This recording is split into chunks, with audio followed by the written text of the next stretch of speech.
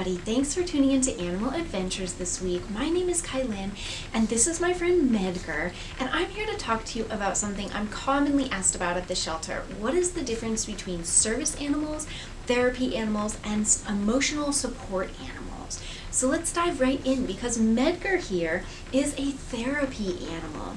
Therapy animals are animals who are invited into certain locations with their owners to provide comfort and snuggles and feel-good activities to the people in those facilities.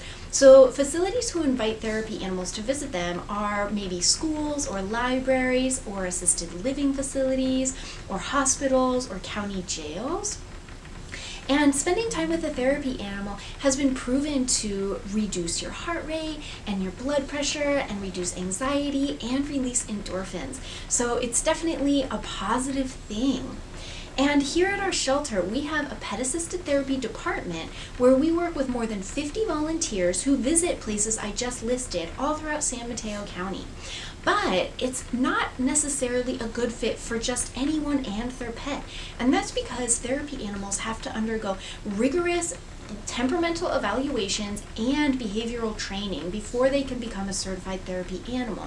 Not just every animal is a good fit to be a therapy animal. You can see Medgar here is just laying in my arms. He's really relaxed in new circumstances. He doesn't get easily stressed out around different animals and loud noises. Therapy animals have to be really comfortable meeting strangers and new people and going into circumstances that aren't familiar to them. And not every animal is comfortable doing that, and that's okay.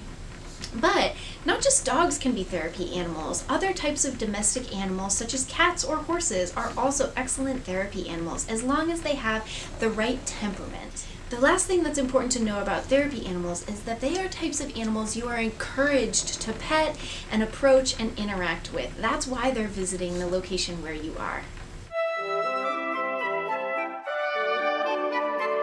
The next type of animal we're going to talk about are service animals, and service animals are very, very well trained to provide a specific service for their owner that their owner can't otherwise provide for themselves. So for example, they might be seeing eyes for a blind person, they might be the ears or do alerts for deaf folks, they might alert their owner if their owner's blood sugar gets too low or too high for folks with diabetes, they might be responsible for alerting their owner before their owner has a seizure, all types of things like that. They can also be a service animal for different emotional needs as well.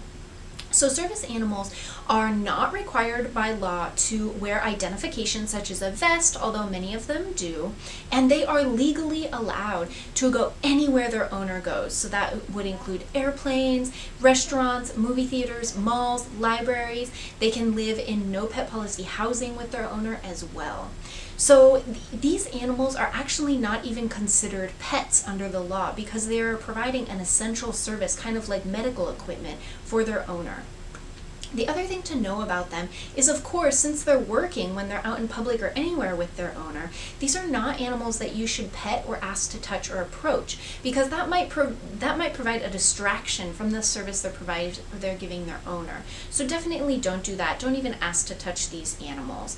They do have to be under control of their handler or their owner at all times. So they're almost always leashed unless the leash prohibits the animal from providing their service, and they will commonly be exhibiting very, very good behavior. Like they'll be laying under the table or under the chair of the handler in a restaurant. They'll be laying at their handler's feet quietly and calmly on an airplane. Usually these animals undergo years of training before they can be put under service with their handler. So these are exceptional animals in our communities, and animals that people really rely on for certain services. So don't pet them, but you can admire them from afar and enjoy their presence from a safe distance. So lovely Emma here is an emotional support animal, and they're sometimes called ESAs for short. And ESAs are animals that help their owner in the area of things like depression or anxiety or loneliness or some types of phobias and other areas as well. They are legally allowed on airplanes and in no pet policy housing, but they're not allowed to go in places like restaurants or grocery stores or movie theaters or other places where animals and pets are generally not allowed. So they also are different than therapy animals in the way that they don't necessarily have to have any type of temperament evaluation or obedience training. And they're different than service animals in the way that they are not providing an essential service for their owner that their owner otherwise couldn't provide for themselves.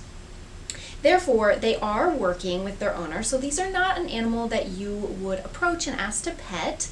Although many of them are very, very well behaved, they don't necessarily have to have skills like potty training, or they don't necessarily have to be social or friendly, although most of them definitely are. They can also be any type of animal. They could be a rabbit or a lizard or a cat, although many of them are dogs. So now that we've learned about all three different types of animals and how they provide comfort and support and services for their owners, let's make sure we have a good grasp of all of the information we've learned by taking this short quiz.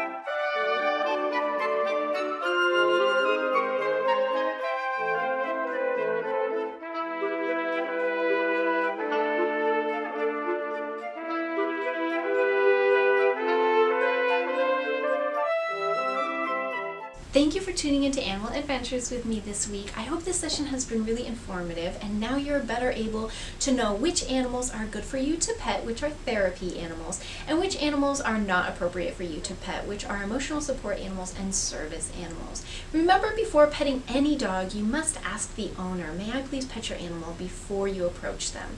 I'll see all of you next time with a new episode.